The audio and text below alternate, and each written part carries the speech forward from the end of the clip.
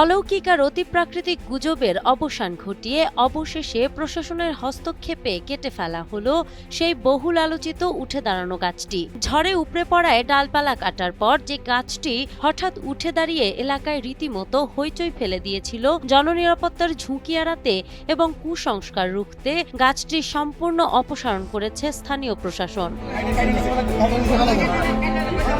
ঘটনাটি ঘটেছিল ব্রাহ্মণবাড়িয়ার আখাউড়ার মোগরা ইউনিয়নের বাচিয়ারা গ্রামে। ১.৫ মাস আগে প্রচণ্ড ঝড়ে গাছটি উপড়ে পড়ে যাওয়ার পর গত পরশু কাঠুরিয়ারা এর অগ্রভাগের ডালপালা কেটে হালকা করতেই পুরো কাণ্ডটি অলৌকিকভাবে আগের জায়গায় সোজা হয়ে দাঁড়িয়ে যায়। এই দৃশ্য দেখে এলাকায় জিনভূত বা ঐশ্বরিক ক্ষমতার গুজব ছড়িয়ে পড়ে। দূর দূরান্ত থেকে শত শত মানুষ এসে মোমবাতি আগরবাতি জ্বালিয়ে মানত শুরু করে, এমনকি রোগ মুক্তির আশায় গাছের শিকড় বাকল পর্যন্ত কেটে নিয়ে যেতে থাকে।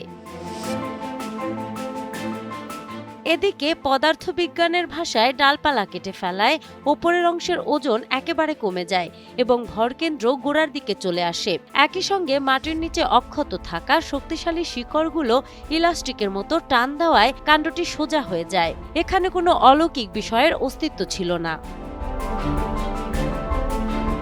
যেহেতু গাছটির নিচের মাটি আলগা ছিল এবং শিকড় মারাত্মকভাবে ক্ষতিগ্রস্ত হয়েছিল, তাই এটি যে কোনো মুহূর্তে ধসে পড়ে বড় ধরনের দুর্ঘটনা ঘটতে পারত।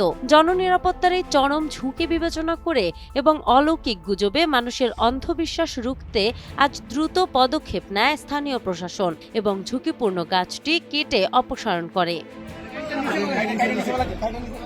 নাহার বৃষ্টি, টাইমস টুডে।